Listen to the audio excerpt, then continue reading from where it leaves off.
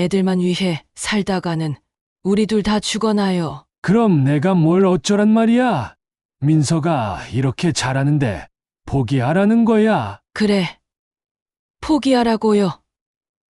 당신은 꿈만 쫓다가 우리 삶을 망치고 있어요. 안녕하세요. 저는 전라남도 해안가 작은 마을에 사는 65세 이도연입니다.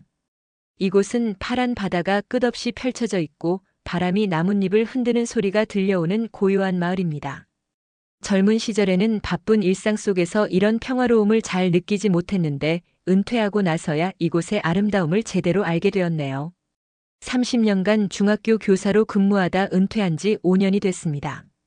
아이들과 함께 교실에서 보낸 시간은 제게 큰 행복이었지만 한편으로는 제 가족에게 더 많은 시간을 쏟지 못한 것이 늘 마음에 걸립니다. 은퇴 후 이곳 고향으로 돌아오면서 제 삶은 평범하게 흘러가고 있었습니다. 작은 밭에서 채소를 기르고 마을 어르신들과 함께 바닷가로 산책을 다니며 지냈죠. 하지만 속마음은 늘 공허했습니다. 특히 떠나간 가족들 생각이 날 때면 혼자서 부엌 식탁에 앉아 지난 날을 떠올리곤 했습니다. 아빠, 민서가 대학교 가면 걱정 덜 하셔도 돼요. 언제나 밝게 웃던 둘째 딸 민서의 모습이 떠오릅니다. 그런데 그녀가 떠나고 연락이 끊긴 지 벌써 10년이 다 되어 갑니다. 퇴직 후 혼자 지내면서 처음엔 다 괜찮다고 생각했지만 고독이 서서히 찾아왔습니다. 밭일을 하다 문득 하늘을 올려다보면 이런 생각이 들었습니다. 민서는 지금 잘 지내고 있을까? 내가 뭘 잘못했던 걸까? 저는 늘 아내와 아이들을 행복하게 해주고 싶었지만 결과는 이별로 끝났습니다. 오늘은 제가 한 통의 전화로 인해 완전히 바뀌게 된 이야기를 들려드리려 합니다. 그 전화는 제게 10년 동안 묻어두었던 감정과 깊은 상처를 다시 꺼내게 만들었습니다. 그로 인해 저는 민서를 다시 만날 수 있었고 저 자신을 돌아볼 기회를 얻었습니다. 이 이야기가 누군가에게 위로가 되길 바랍니다. 구독과 좋아요 그리고 알림 설정 부탁드립니다. 그럼 저의 이야기를 시작해 보겠습니다. 저는 젊은 시절 사랑하는 아내 정순과 두 딸과 함께 참 평범하지만 소중한 삶을 살고 있었습니다. 아내는 새벽부터 국밥집에서 손님들을 맞으며 항상 바쁘게 살았고 저 역시 교사로서 아이들을 가르치며 지냈죠. 우리 집은 그야말로 소박한 중산층 가정이었습니다.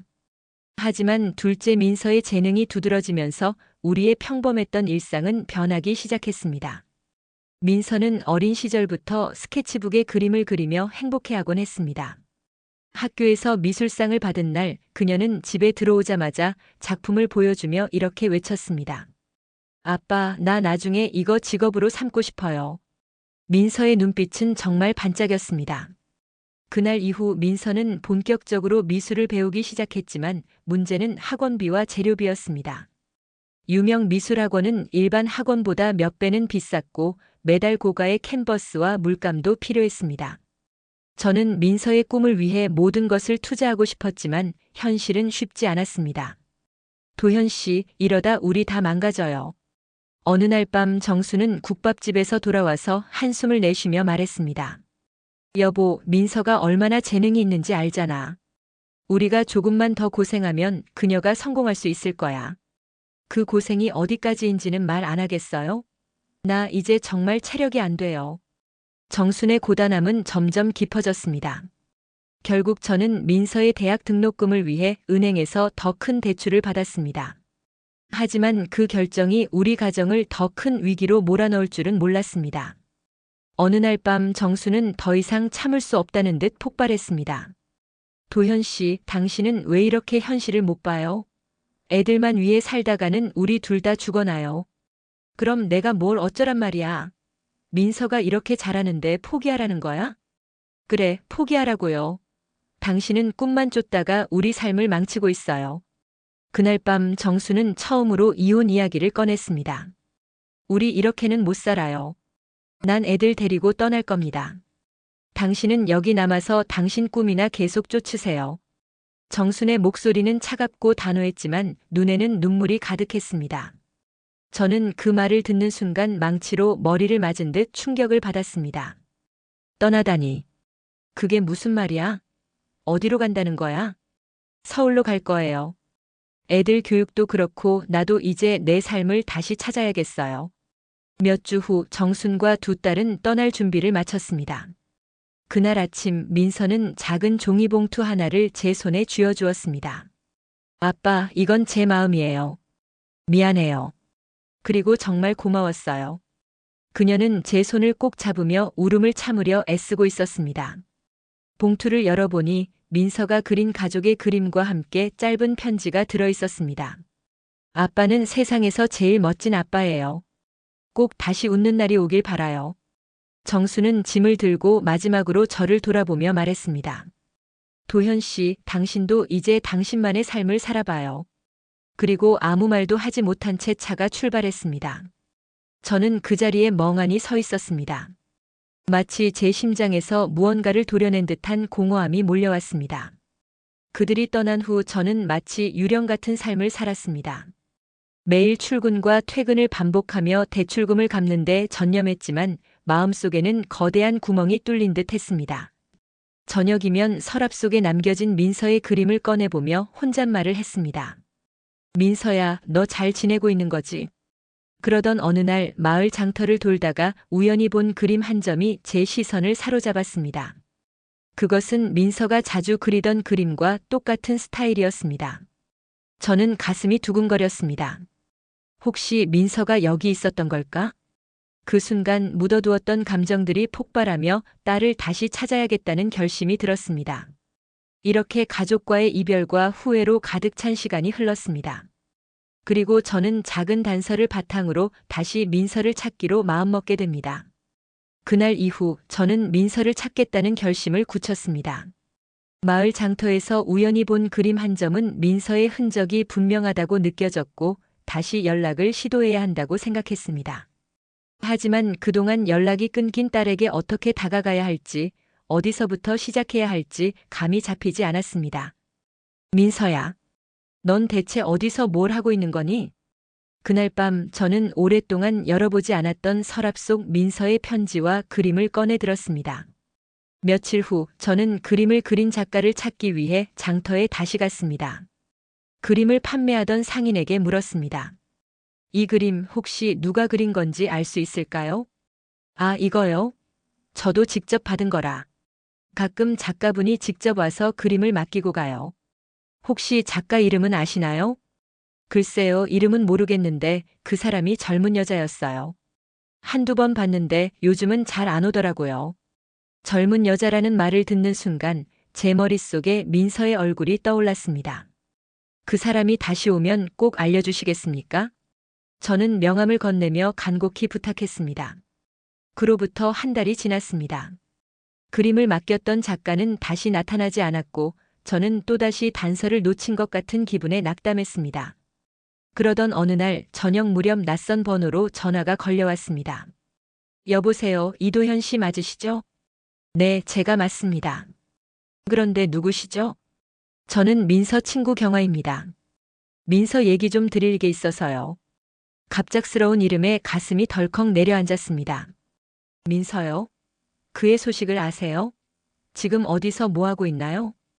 경아는 조심스럽게 말을 이었습니다. 민서가 요즘 많이 힘들어 보여요. 얼마 전에 투자 실패로 큰 손실을 봤거든요. 그래서 혹시나 싶어 연락드렸어요.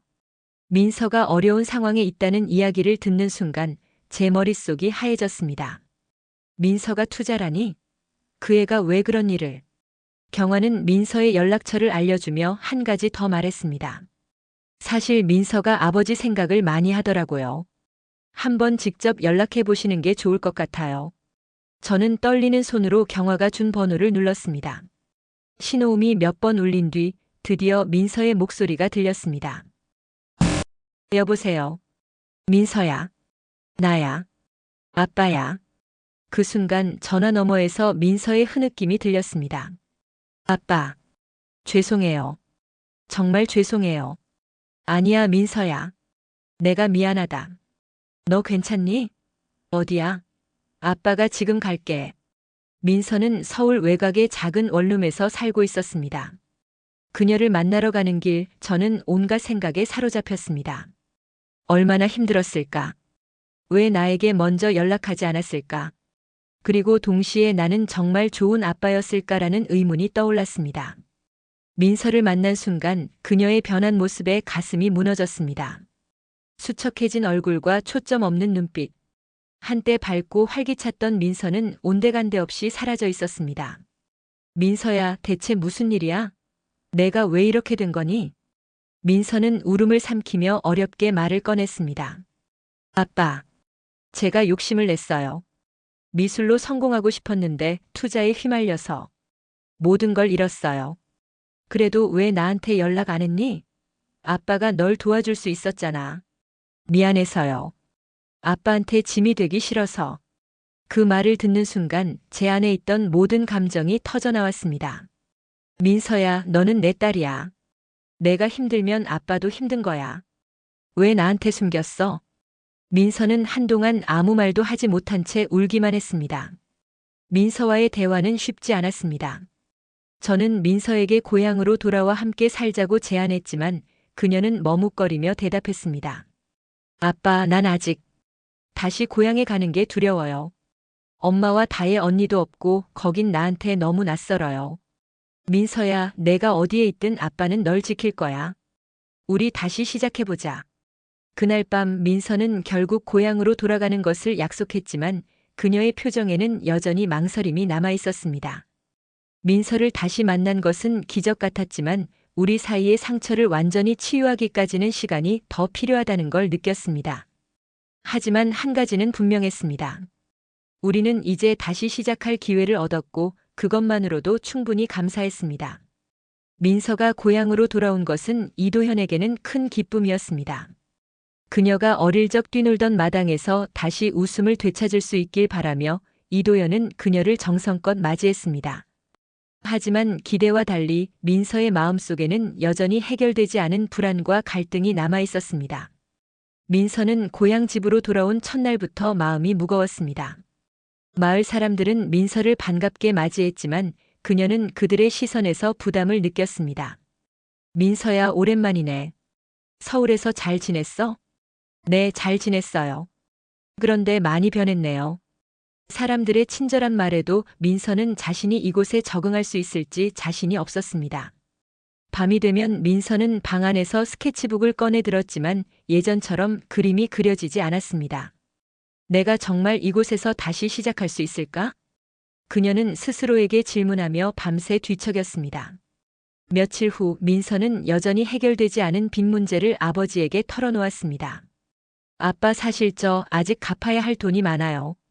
그 돈 때문에 매일 잠을 못 자겠어요. 이도현은 잠시 말을 잇지 못했습니다. 얼마나 되는지 정확히 말해봐. 3천만 원 정도 돼요. 그 말을 듣는 순간 이도현의 마음은 복잡해졌습니다. 아빠가 도와줄게. 어떻게든 방법을 찾아보자. 안 돼요, 아빠. 제가 벌어서 갚을게요. 아빠까지 힘들게 하고 싶지 않아요. 민서의 단호한 태도에 이도현은 더 이상 말을 이어가지 못했습니다. 민서가 고향에 돌아온 지 일주일이 지났을 때 우연히 정순의 연락이 왔습니다. 도현 씨, 민서 잘 있나요? 이도현은 그 목소리를 듣는 순간 지난날의 상처가 떠올랐습니다. 왜 이제야 연락한 거야? 민서가 얼마나 힘들었는지 알아? 나도 힘들었어. 하지만 지금은 민서를 걱정해야 할 때잖아. 정수는 민서의 상태를 확인하고 싶어 했지만 이도현은 그녀와의 대화를 끊어버렸습니다. 그날 밤 민서는 어머니의 연락 소식을 듣고 방 안에서 울고 있었습니다. 엄마랑 다혜 언니는 여전히 날 원망하겠지. 민서의 눈물에 이도현은 가슴이 찢어질 듯 아팠습니다. 어느 날 밤 민서가 집에 늦게 돌아왔습니다. 이도현은 걱정스러운 얼굴로 물었습니다. 너 어디 갔다 왔니? 이렇게 늦게 다니면 위험하잖아. 그냥 바람 좀 쐬고 왔어요. 아빠도 아시잖아요. 저 요즘 답답해서 미치겠어요. 민서는 점점 더 큰 목소리로 자신의 답답함을 토로했습니다. 아빠, 나 여기서 못 살겠어요. 사람들 시선도 부담스럽고 여기선 아무것도 시작할 수 없을 것 같아요. 민서야, 여긴 내가 다시 일어설 수 있는 곳이야. 아빠랑 같이 하면 될 거야. 아빠는 몰라요. 아빠는 그냥 이곳에서 편하게 지내지만 난 다르다고요. 민서의 외침에 이도연은 잠시 말을 잇지 못했습니다. 그리고 한숨을 내쉬며 이렇게 말했습니다. 민서야, 아빠도 내 마음을 이해하려고 노력할게. 하지만 도망치듯 떠나지 말고 여기서 우리 같이 방법을 찾아보자. 이도현은 민서가 더 이상 방 안에만 갇혀 있지 않기를 바라며 작은 미술대회 참가를 제안했습니다. 민서야, 마을에서 열리는 미술대회가 있더라. 내가 그림을 한번 내보는 게 어때? 민서는 고개를 저으며 단호히 거절했습니다. 아빠, 저한테 그림은 이제 끝난 거예요. 더 이상 그릴 자신이 없어요. 하지만 이도연은 포기하지 않았습니다. 며칠 후 그는 민서의 책상 위에 빈 캔버스를 조용히 올려두며 말했습니다. 민서야, 그림은 내가 누구보다도 잘하는 거잖아. 이건 그냥 시도해보라는 의미야. 결과는 상관없으니까. 그의 진심 어린 눈빛에 민서는 결국 캔버스를 들고 조용히 작업실로 들어갔습니다. 민서는 하얀 캔버스를 바라보며 한참 동안 아무것도 하지 못했습니다. 내가 지금 이걸 왜 하고 있는 거지? 이미 모든 걸 잃었는데.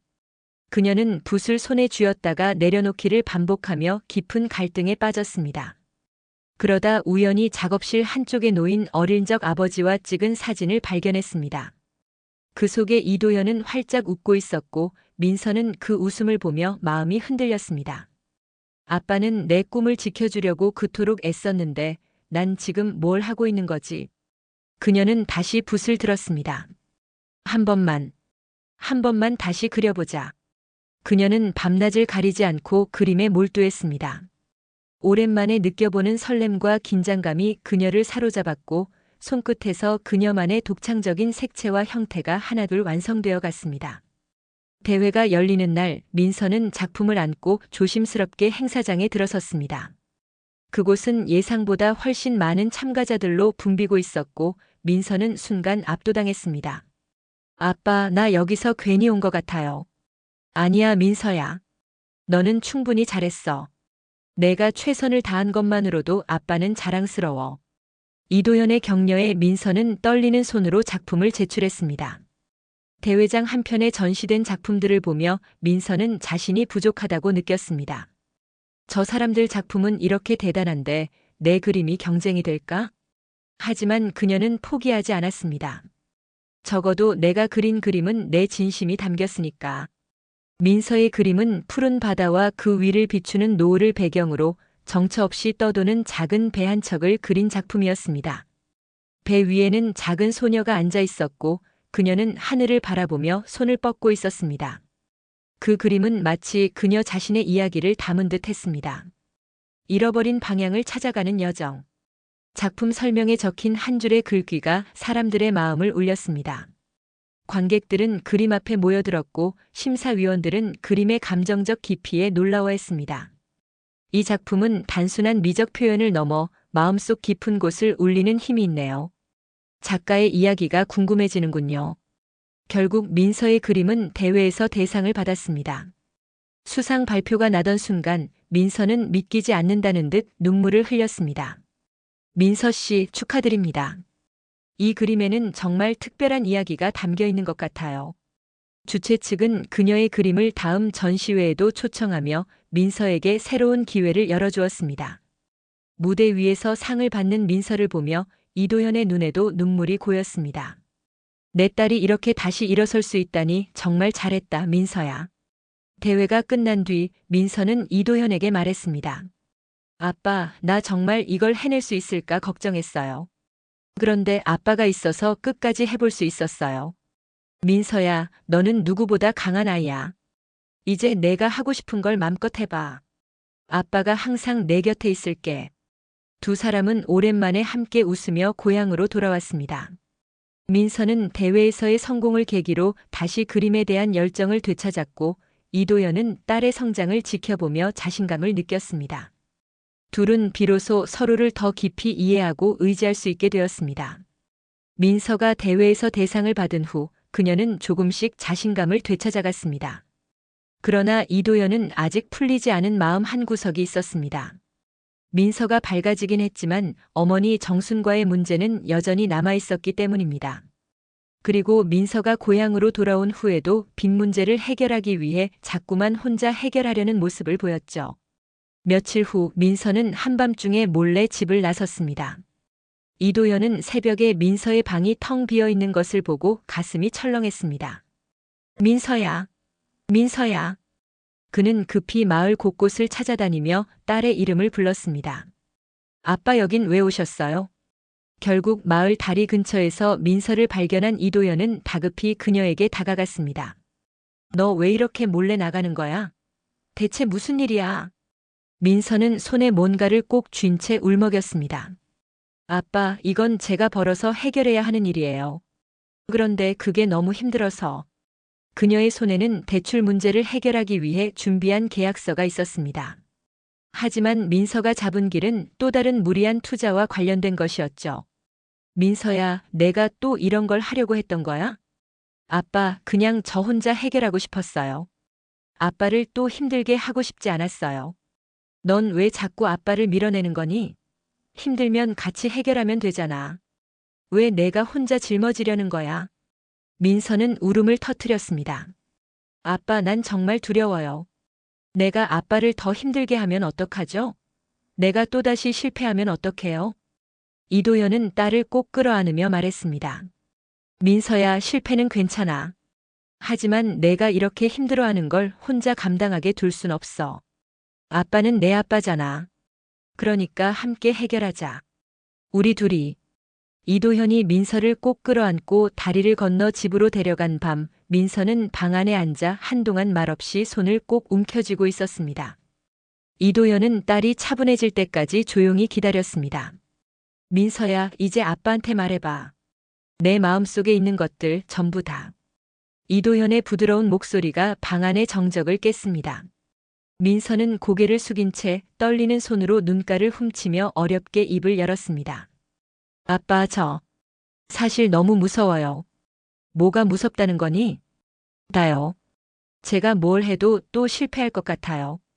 그리고 또다시 아빠를 실망시킬까봐 두려워요. 그녀의 목소리는 점점 떨렸고 숨죽이며 울먹이는 모습이 보였습니다. 그냥 모든 걸 내려놓고 싶었어요. 하지만 그러면 제가 너무 비겁해지는 것 같아서. 민서는 과거를 회상하며 말을 이어갔습니다. 처음에는 미술을 정말 좋아했어요. 제 그림이 사람들에게 인정받는 게 행복했거든요. 그런데 점점 욕심이 생기고 더 많은 걸 원하게 됐어요. 그녀는 고개를 저으며 손을 꼭 쥐었습니다. 그래서 무리한 투자도 시작했어요. 유명한 작가들처럼 되고 싶어서요. 그런데 일이 잘못되기 시작했어요. 돈은 점점 빠져나가고 사람들이 저를 외면하기 시작했어요. 그때 생각했어요. 내가 잘못된 선택을 한 걸까? 그리고 그런 생각을 할 때마다 아빠가 저를 위해 희생한 것들이 떠올랐어요. 민서는 이도연을 바라보며 흐느꼈습니다. 아빠는 제 꿈을 위해 모든 걸 걸었는데 저는 그걸 배신한 것 같아서 너무 괴로웠어요. 민서는 자신의 두려움에 대해 솔직히 털어놨습니다. 아빠, 저는 실패가 너무 무서워요. 뭐든지 잘해야 한다는 생각에 저를 더 몰아붙였어요. 그런데 점점 제 자신이 부끄러워졌어요. 결국 아무것도 할 수 없는 사람이 된 것 같았거든요. 그래서 민서는 한참 동안 말을 잇지 못하다가 조용히 말을 이어갔습니다. 그래서 제가 아빠한테 연락하지 않았던 거예요. 아빠를 다시 실망시킬까봐 아빠 얼굴을 볼 용기가 없었어요. 그녀는 두 손으로 얼굴을 가린 채 조용히 흐느꼈습니다. 이도연은 민서의 어깨를 꼭 잡고 조용히 말했습니다. 민서야, 아빠는 내가 실패했다고 실망하지 않아. 아빠는 내가 포기하지 않고 다시 도전하는 모습을 보길 바랐어. 이도연은 한숨을 내쉬며 딸의 손을 잡았습니다. 민서야, 누구나 실패를 해. 아빠도 교사 생활하면서 수없이 많은 실패를 했어. 중요한 건 그 실패를 딛고 다시 일어설 수 있는 용기를 가지는 거야. 그는 손을 꼭 쥔 민서를 바라보며 말을 이었습니다. 넌 혼자가 아니야. 내가 실패를 두려워할 필요 없어. 아빠가 항상 내 옆에 있을 거야. 민서는 조용히 고개를 끄덕이며 눈물을 닦았습니다. 아빠 정말 고마워요. 이제는 저도 제 감정을 숨기지 않고 말할게요. 그녀는 조금씩 미소를 되찾으며 말했습니다. 아빠가 있어서 다행이에요. 저 다시 한번 시작해 볼게요. 이도연은 딸의 솔직한 고백을 듣고 안도했습니다. 그녀가 용기를 내어 두려움과 좌절을 이야기했기에 이제 두 사람은 더 깊이 이해하고 서로를 지지할 수 있었습니다. 그날 밤 민서는 오랜만에 평온한 얼굴로 잠에 들었고 이도연은 그녀를 바라보며 조용히 미소 지었습니다. 민서야, 너는 정말 잘하고 있어. 실패도 내 성장의 일부야. 아빠가 항상 널 믿는다. 며칠 후 정순에게서 전화가 걸려왔습니다. 도현 씨, 민서가 고향에 돌아갔다는 소식을 들었어요. 제가 한번 찾아가도 될까요? 정순의 목소리는 조심스러웠지만 그 안에는 엷은 떨림이 담겨 있었습니다. 이도연은 한동안 침묵하다 깊은 숨을 내쉬며 대답했습니다. 민서에게 먼저 물어볼게요. 내가 오고 싶다면 허락하겠다. 이도현은 민서에게 이 사실을 이야기했습니다. 민서야, 내 엄마가 너를 만나고 싶다고 한다. 내가 괜찮다면 한번 와보라고 할까? 민서는 잠시 망설였습니다. 어릴 적부터 마음에 쌓인 어머니에 대한 원망이 한꺼번에 밀려왔습니다. 엄마가 왜 이제 와서 아빠, 저 솔직히 자신 없어요. 엄마를 보면 무슨 말을 해야 할지 모르겠어요. 민서야, 이제는 엄마와 내 마음을 나눌 때가 됐다고 생각해. 아빠가 내 곁에 있을 테니까 두려워하지 마. 며칠 뒤 정순이 고향 집에 도착했습니다. 정순은 낡은 대문을 보며 한동안 서 있었습니다. 여기는 참 변하지 않았구나, 나만 변했네. 그녀는 문을 열기 전 잠시 한숨을 내쉬고 떨리는 손으로 문을 두드렸습니다. 문이 열리자마자 그녀의 눈에 들어온 것은 민서였습니다. 민서는 어머니를 보고 한 발짝 물러섰습니다. 엄마. 정수는 조심스럽게 다가와 말을 꺼냈습니다. 민서야, 잘 지냈니? 내가 여기 있다는 얘기를 듣고 그냥 얼굴이라도 보고 싶었어. 민서는 아무 말도 하지 못한 채 어머니를 바라보았습니다. 정수는 딸의 어색한 표정을 보며 고개를 떨궜습니다. 내가 너무 늦었지. 엄마가 미안하다. 그녀의 목소리는 떨렸고 눈에는 이미 눈물이 고여 있었습니다. 거실에 들어선 세 사람은 마주 앉아 어색한 침묵을 이어갔습니다. 결국 민서가 먼저 입을 열었습니다. 엄마, 왜 그때 저희를 데리고 떠났어요? 그녀의 목소리에는 오래된 상처가 고스란히 담겨 있었습니다. 왜 아빠를 떠난 것도 모자라 저희를 데리고 가셨던 거예요? 도망치듯이. 정수는 고개를 들지 못한 채 조용히 말을 꺼냈습니다. 민서야, 그땐 엄마도 너무 지쳤었어. 내 아빠와 함께하는 게 점점 힘들어졌어. 힘들었다고요? 그럼 아빠는 안 힘들었을까요? 아빠는 저희를 위해 뭐든 다 하려고 했어요. 민서의 목소리가 커지자 정수는 울음을 참지 못하고 고개를 저었습니다. 맞아. 내 아빠는 정말 노력했어. 하지만 그때 나는 그 모든 게 감당이 안 됐어. 내가 떠나지 않았다면 아마 우리 모두 더 불행해졌을 거야. 정수는 민서를 바라보며 눈물을 흘리며 말했다. 엄마가 너와 다혜를 데리고 떠난 건 너희를 위한 거라고 생각했어. 너희가 더 좋은 환경에서 잘 자랄 수 있기를 바랐거든. 하지만 그게 내 마음에 얼마나 큰 상처를 줬는지 엄마는 정말 몰랐단다. 민서는 눈물을 훔치며 대답했습니다. 엄마, 저도 많이 미웠어요. 엄마가 저희를 데리고 떠났을 때 저는 정말 혼란스러웠어요. 아빠를 두고 떠나는 게 맞는지 아니면 엄마를 따라가는 게 맞는지. 결국 저는 그냥 따라갔지만 그게 옳은 선택이었는지 항상 의문이었어요. 정수는 딸의 손을 잡고 말했다. 민서야, 엄마는 그때 너무 겁이 났어. 내 아빠와의 갈등도 그렇고 경제적인 문제도 그렇고 모든 게 무너질 것 같았단다. 그래서 너희만이라도 지키고 싶었어. 하지만 엄마, 그 선택이 결국 모두를 아프게 만든 거였어요. 정수는 딸을 와락 안으며 말했다. 미안하다, 민서야. 정말 미안하다. 엄마가 널 이렇게 힘들게 만들 줄 몰랐어. 민서는 어머니의 품에 안긴 채 한참을 울었습니다. 엄마, 저도 이제 엄마를 원망하지 않을게요. 우리 다시 시작해요. 그날 밤 민서는 정순과 함께 저녁 식탁에 앉아 있었지만 눈빛은 멀리 떠나 있는 다혜를 향하고 있었습니다. 엄마, 다혜 언니는 요즘 어떻게 지내요? 정수는 멈칫하며 대답했습니다. 다혜는 잘 지내고 있어.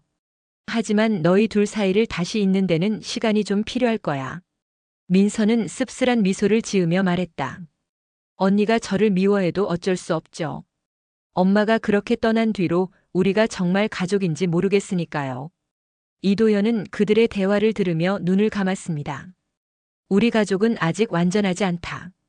하지만 이렇게라도 다시 시작할 수 있는 게 다행이다.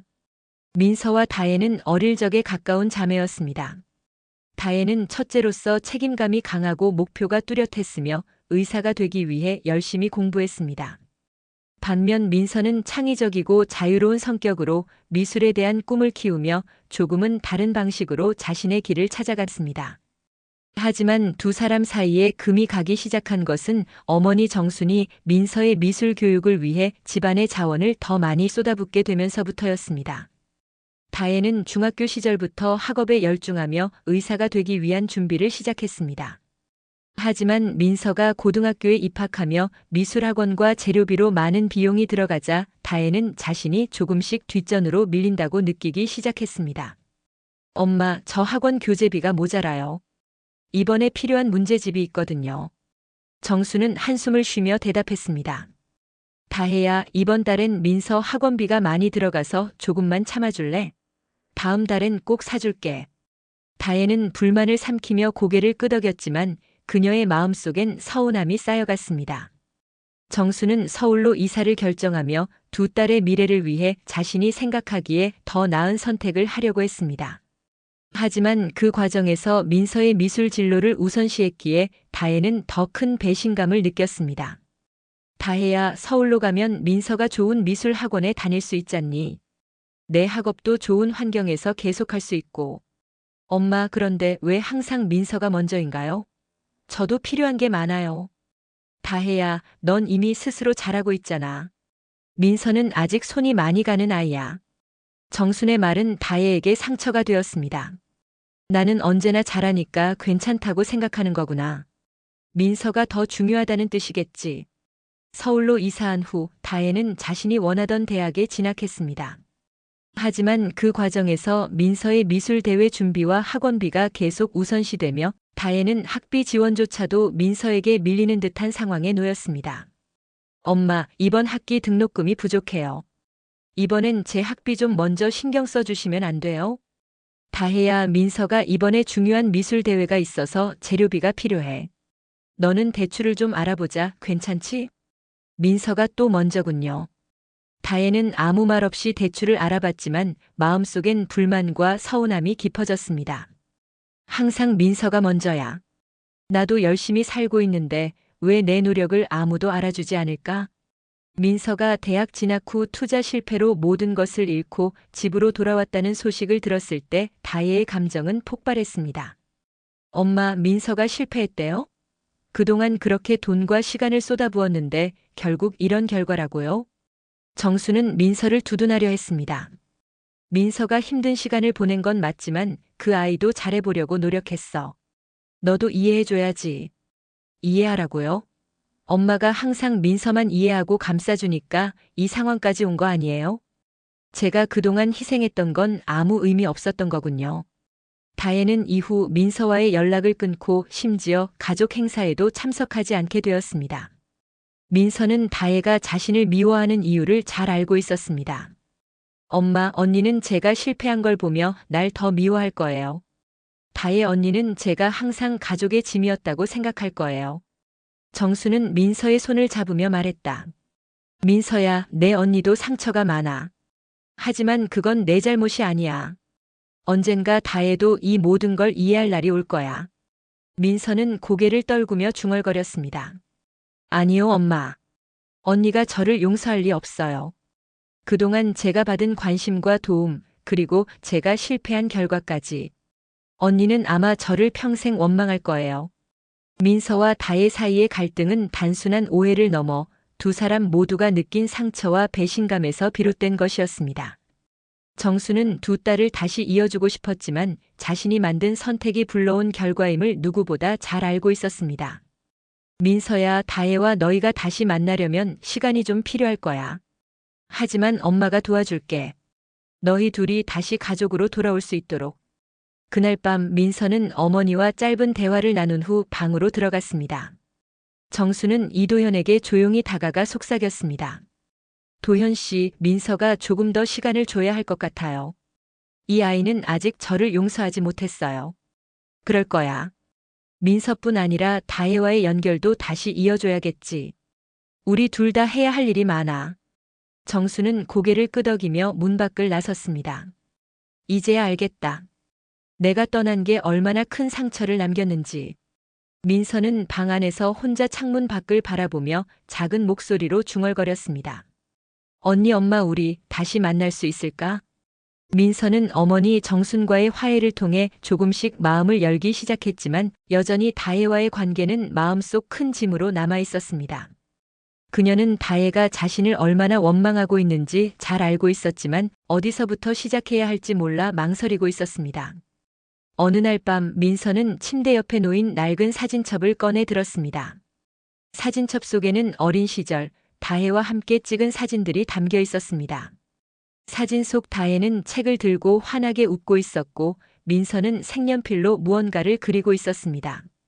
언니는 항상 나보다 먼저 내 손을 잡아줬는데 이제 내가 먼저 손을 내밀어야 할 때야. 그녀는 조용히 휴대전화를 꺼내 다혜에게 메시지를 보냈습니다. 언니, 나 민서야. 보고 싶어. 우리가 언제 한번 이야기할 수 있을까? 하지만 민서의 메시지에 다혜는 아무런 답장을 하지 않았습니다. 이틀, 3일이 지나도 메시지는 읽음 표시조차 뜨지 않았습니다. 정수는 그런 민서를 보며 안타까운 표정을 지었습니다. 민서야, 언니가 시간이 필요할 거야. 언니도 너를 완전히 미워하는 건 아닐 거야. 아니요, 엄마. 언니는 저를 용서하지 못할 거예요. 그럴 이유도 없잖아요. 정수는 민서의 손을 잡으며 조용히 말했습니다. 언젠가는 다혜도 내 진심을 알게 될 거야. 하지만 그 전에 내가 먼저 언니에게 다가가야 해. 민서는 어머니의 조언을 받아 다혜를 직접 찾아가기로 결심했습니다. 그녀는 다혜가 일하는 병원을 검색해 주소를 확인한 뒤 이른 아침 버스를 타고 서울로 향했습니다. 병원 입구에 도착한 민서는 한참을 망설였습니다. 내가 여기까지 오는 게 맞는 걸까? 언니가 날 보면 더 화를 내지 않을까? 하지만 그녀는 용기를 내어 병원 로비로 들어갔습니다. 안녕하세요. 여기 다혜 과장님 계신가요? 직원이 고개를 끄덕이며 대답했습니다. 네, 다혜 과장님은 3층 외과에 계십니다. 어떤 용무로 오셨나요? 그냥 개인적인 일로요. 민서는 떨리는 손으로 엘리베이터 버튼을 눌렀습니다. 3층에 도착하자 그녀는 복도 끝에서 하얀 가운을 입고 서 있는 다혜를 발견했습니다. 민서가 엘리베이터에서 내려 다혜를 발견했을 때 그녀는 한참 동안 걸음을 떼지 못했습니다. 다혜는 복도 끝에서 환자 차트를 들여다보며 다른 간호사와 이야기하고 있었습니다. 민서는 그 모습을 보며 어릴 적의 언니를 떠올렸습니다.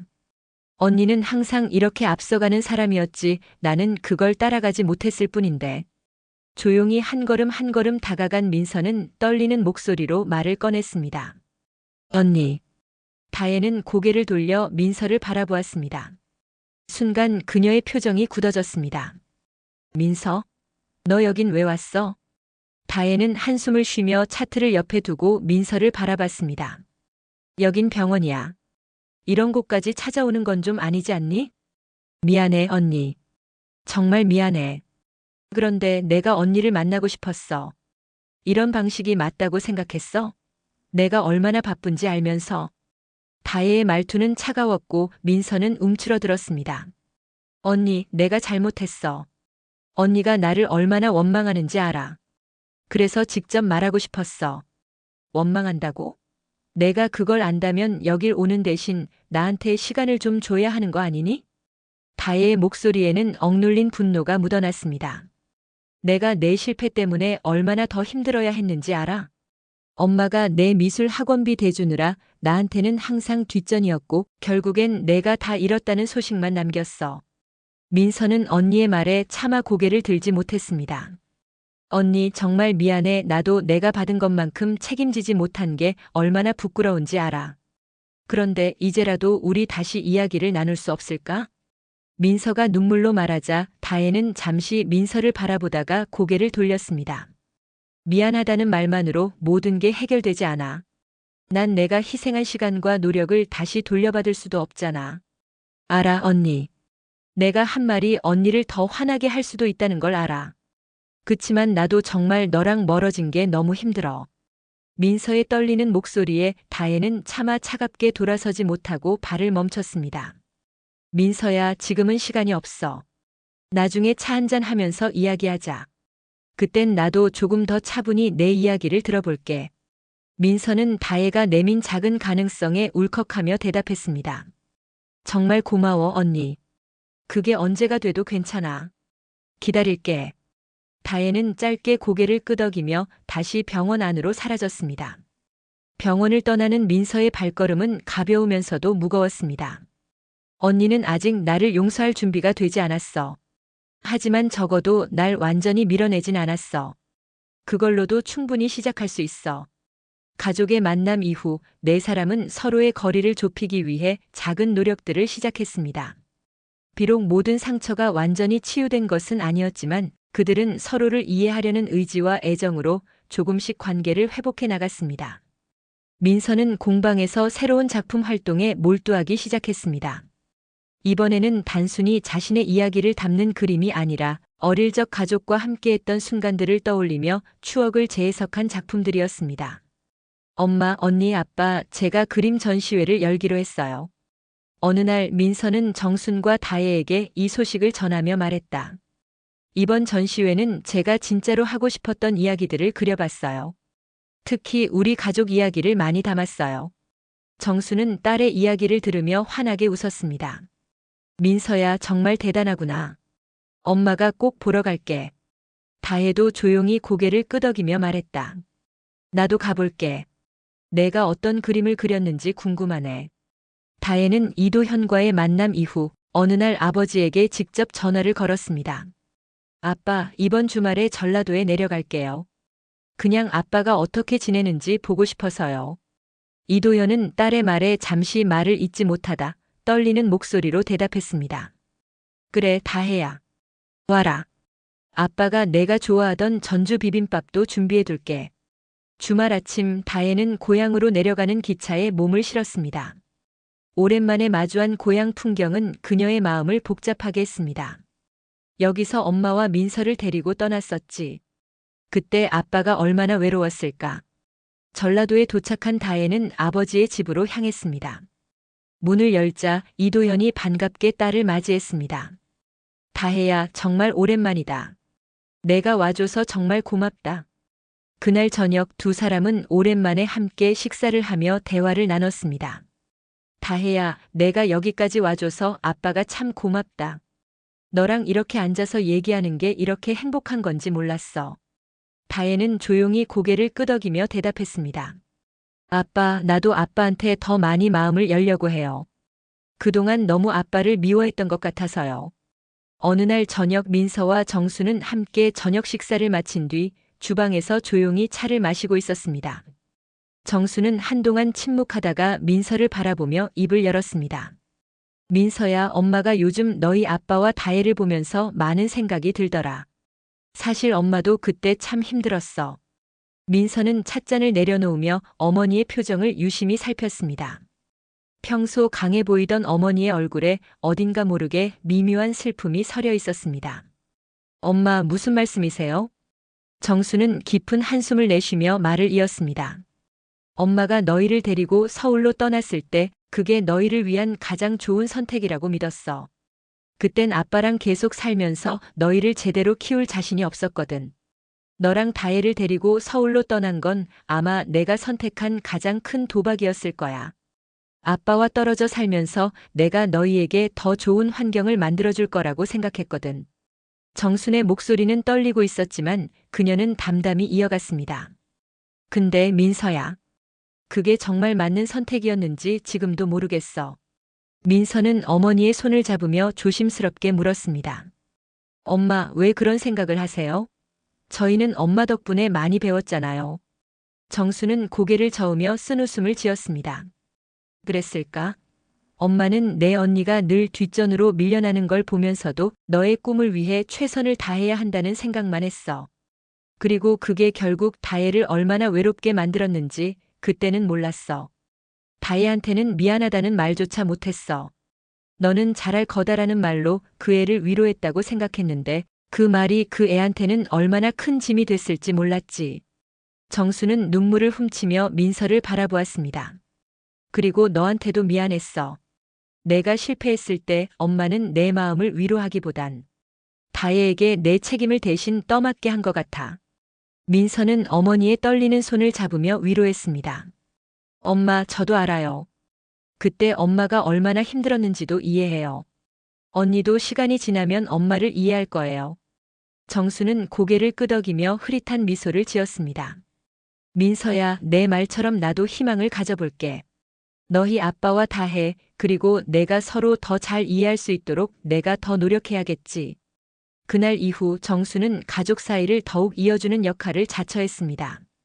그녀는 민서와 다혜를 응원하며 이도현과 딸들이 관계를 회복할 수 있도록 힘을 보탰습니다.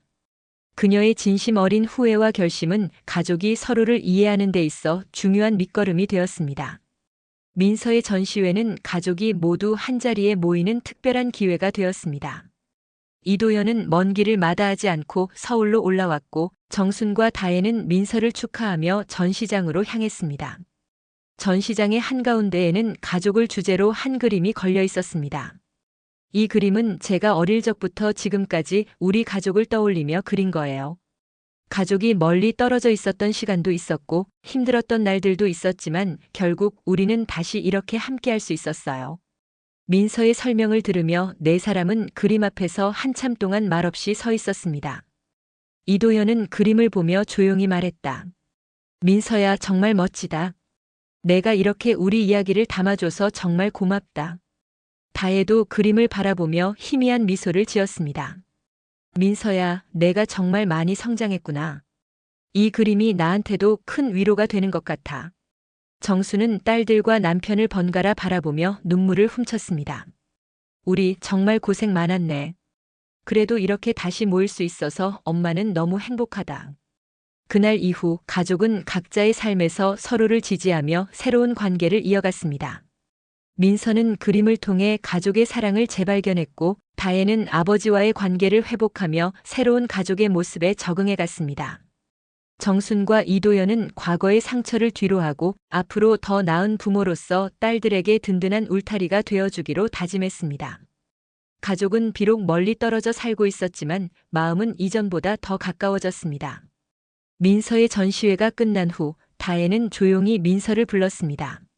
민서야, 잠깐 얘기 좀 할 수 있을까? 민서는 언니의 말을 듣고 긴장한 표정으로 고개를 끄덕였습니다. 응, 언니. 무슨 얘기야? 다혜는 잠시 말을 고르다 조용히 입을 열었습니다. 전시회에서 봤던 그림 있잖아. 우리 어릴 적 바닷가에서 놀던 모습 그린 거. 응, 언니. 그 그림이 언니 생각하면서 제일 먼저 떠올랐어. 다혜는 그림 속 모습을 떠올리며 말을 이어갔습니다. 그 그림 보면서 나도 우리가 어릴 때 참 좋았던 기억이 많았다는 걸 다시 생각했어. 그땐 우리가 이렇게 멀어질 줄은 꿈에도 몰랐는데. 민서는 언니의 말에 고개를 끄덕이며 조심스럽게 대답했습니다. 나도 그래, 언니. 우리가 다시 가까워질 수 있을지 몰랐는데 이렇게 얘기할 수 있는 것만으로도 너무 고마워. 다혜는 민서의 손을 잡으며 말했다. 민서야, 나도 너한테 미안해. 내가 실패했을 때 너를 위로하기는커녕 더 큰 짐만 지운 것 같아서. 민서는 언니의 진심에 눈물을 글썽이며 대답했습니다. 언니, 나도 정말 미안해. 언니가 나 때문에 힘들었을 걸 알면서도 말하지 못했던 내가 너무 부끄러워. 두 사람은 서로의 손을 꼭 잡으며 미소를 나눴습니다. 이제 그들 사이에는 더 이상 과거의 상처가 아닌 새로운 이해와 유대가 자리 잡고 있었습니다. 한편 정수는 전시회 이후 이도현과 오랜만에 대화를 나눴습니다. 그들은 마주 앉아 차를 마시며 과거와 현재를 되돌아보았습니다. 당신, 우리 참 많이 돌아왔지? 정수는 찻잔을 내려놓으며 조용히 웃었습니다. 그때는 정말 당신한테 미안했어. 내가 당신을 외롭게 만들고 아이들에게도 충분한 엄마가 되지 못한 것 같아서. 이도현은 고개를 저으며 아내를 바라봤습니다. 나도 당신한테 서운했던 마음이 없었다면 거짓말이지. 근데 이제는 그걸 다 내려놓고 싶어. 아이들도 점점 나아지고 있으니 우리도 서로를 좀 더 이해하며 살아가자. 정수는 남편의 손을 잡으며 고개를 끄덕였습니다. 그래요. 우리도 서로에게 더 솔직해지고 아이들 곁에서 그들의 삶을 응원해주는 부모가 되어봐요. 네 사람은 전시회를 계기로 다시 한자리에 모였습니다. 이번엔 단순히 과거를 되돌아보기보다 미래를 위한 다짐과 새로운 규칙을 세우는 자리가 되었습니다. 우리 앞으로는 매달 한 번씩 꼭 만나자. 민서가 제안하자 다혜가 고개를 끄덕였습니다. 좋아. 근데 각자 바빠도 온라인으로라도 꼭 얼굴 보고 얘기하자. 이도현은 두 딸의 대화를 들으며 조용히 웃었습니다. 아빠는 내가 뭘 하든 항상 응원할 거다. 언제든지 전라도로 놀러 오고 싶으면 연락만 해라. 정순도 밝게 웃으며 덧붙였습니다. 엄마도 늘 내 곁에 있을 테니까 너희가 서로에게 더 많이 기대면서 살았으면 좋겠어. 비록 완벽한 가족은 아니지만 그들은 서로의 상처를 이해하고 용서하며 새로운 관계를 만들어가기로 다짐했습니다. 다혜와 민서는 이제 자매로서 더 많은 시간을 공유했고 정순과 이도현은 부모로서 딸들의 삶을 지지하며 다시 가까워졌습니다. 우리 가족은 돌아보니 참 많은 어려움을 겪었지만 결국 이렇게 다시 하나가 될 수 있어서 참 다행이야. 이도현의 말에 모두가 고개를 끄덕이며 웃음을 나눴습니다. 그들의 여정은 끝이 아니라 이제부터가 새로운 시작이었습니다. 다혜는 아버지와의 화해 이후 자신의 삶을 되돌아보며 새로운 변화를 결심했습니다. 늘 혼자 버티려고만 했었지. 그게 내가 더 강해지는 길이라고 생각했는데 꼭 그렇지만은 않은 것 같아. 다혜는 병원에서도 더 이상 모든 걸 혼자 짊어지려 하지 않았습니다. 동료들에게 도움을 요청하기도 하고 가끔씩 민서에게 전화를 걸어 푸념을 털어놓기도 했습니다. 민서야, 오늘 병원에서 환자랑 말다툼했어. 근데 내 생각이 나더라. 예전에는 내가 이런 일로 누구한테 얘기하는 걸 부끄러워했을 텐데 너랑 얘기하면 마음이 좀 편해. 민서는 언니의 이야기를 듣고 조용히 웃으며 말했다. 언니, 나야말로 언니가 이렇게 얘기해줘서 너무 고마워. 언니가 혼자 힘들어하지 않는다는 게 나한텐 큰 위로야. 다혜는 동생과의 대화에서 점점 위안을 얻었고 점차 삶의 무게를 혼자 감당하려는 태도를 내려놓았습니다. 민서는 전시회를 계기로 새로운 작품 의뢰를 받으며 공방이 더욱 분주해졌습니다. 내 그림을 좋아해주는 사람이 있다는 게 이렇게 큰 힘이 될 줄은 몰랐어. 하지만 그녀는 바쁜 와중에도 가족과의 연결을 최우선으로 생각했습니다. 아빠, 언니, 엄마. 제가 다음 전시회에 올 작품은 우리 가족을 주제로 다시 그려보려고 해요. 이번엔 언니와 아빠도 더 많이 담아볼게요. 민서의 작품에는 가족의 이야기가 녹아들었고 그녀는 이를 통해 자신의 과거와 현재를 치유하고 있었습니다. 정수는 민서의 그림을 보며 자랑스러운 눈빛으로 말했다. 민서야, 너는 정말 대단해. 너의 그림이 우리 가족을 더 가깝게 만들어주고 있어. 전라도에서 지내던 이도현은 딸들과의 관계가 점점 나아지며 자신의 삶에도 변화를 주기 시작했습니다. 이제는 나도 뭔가를 시작해야겠지. 언젠가 다혜랑 민서가 여기 와도 자랑스러울 만한 집을 만들어야지. 이도현은 작은 텃밭을 가꾸고 마을 아이들에게 국어를 가르치며 시간을 보내기 시작했습니다. 그는 가끔 딸들에게 사진을 보내며 근황을 전했습니다. 다혜야, 민서야, 이건 내가 텃밭에서 키운 채소들이다. 다음에 올 때 가져갈 수 있게 더 많이 키워놓을게. 딸들은 아버지의 사진에 웃으며 답장을 보내곤 했습니다. 아빠, 정말 기대돼요. 다음에 내려갈 때 아빠가 만든 요리 꼭 먹어볼게요. 정수는 민서와 다혜가 각자의 삶에서 더 단단히 서가는 모습을 보며 안도했습니다. 이제야 두 딸이 자기 자리를 찾아가는 것 같구나. 엄마로서 더 바랄 게 없다. 그녀는 이도현과 더 자주 연락하며 가족이 각자의 자리에서도 서로를 응원할 수 있도록 돕기 시작했습니다. 도현 씨, 다혜랑 민서가 참 많이 변했어요. 우리가 참 힘들게 살았지만 결국 이렇게 좋은 날도 오네요. 이도현은 아내의 말에 조용히 웃으며 대답했습니다. 그러게, 정순아. 이제는 우리가 아이들 옆에서 더 든든한 울타리가 돼주자. 가족은 비록 물리적으로 떨어져 있었지만 그들은 서로의 삶에 깊이 스며들어 있었습니다. 다혜는 병원에서 환자를 돌보며 민서는 자신의 이야기를 그림으로 그리며 이도현과 정수는 고향에서 딸들을 응원하며 그들만의 방식으로 서로를 지지하고 있었습니다. 우리 가족은 이렇게 떨어져 있어도 서로의 마음만은 가까이 있다는 걸 알잖아. 그게 우리를 진짜 가족으로 만들어주는 거 아닐까? 이도현의 말처럼 그들은 과거의 상처를 넘어서 새로운 연대와 사랑으로 진정한 가족의 모습을 되찾아가고 있었습니다. 민서의 메시지 실패를 딛고 다시 일어서기. 민서는 자신의 전시회에서 느낀 감정을 떠올리며 시청자들에게 이렇게 말했습니다. 안녕하세요, 민서입니다. 사실 저는 한때 저 자신이 가족에게 짐이 되는 사람이라고 생각했어요. 제가 실패했을 때 제 곁에 남아준 가족들을 보며 다시 시작할 용기를 얻을 수 있었습니다. 저처럼 실패하고 좌절한 적이 있는 분들께 말씀드리고 싶어요. 포기하지 마세요. 여러분 곁에는 여러분을 믿고 기다려주는 사람들이 꼭 있을 거예요. 그들을 떠올리며 다시 일어서 보세요. 다혜는 스스로를 돌보지 못했던 과거를 돌아보며 메시지를 전했습니다. 안녕하세요, 다혜입니다. 저는 한동안 혼자서 모든 걸 해결하려고 했어요. 남들에게 기대는 게 약한 모습이라고 생각했거든요. 하지만 제가 민서와 아빠, 엄마와 다시 대화를 시작하면서 깨달았어요. 우리는 서로를 기대며 더 나아질 수 있다는 걸요. 혼자 짊어지려 하지 말고 주변의 사랑과 응원을 받아들이세요. 그게 여러분 자신을 지키는 힘이 될 거예요. 정수는 어머니로서의 과거를 돌아보며 말했습니다. 저는 아이들을 위해 선택한다고 했지만 그 선택들이 아이들에게 상처를 줄 수도 있다는 걸 늦게야 깨달았어요. 그 후로도 많은 시간이 걸렸지만 가족이 서로를 이해하려는 노력을 통해 우리는 다시 하나가 될 수 있었습니다. 저는 부모님들이 우리 이야기를 보며 한 가지를 기억해 주셨으면 해요.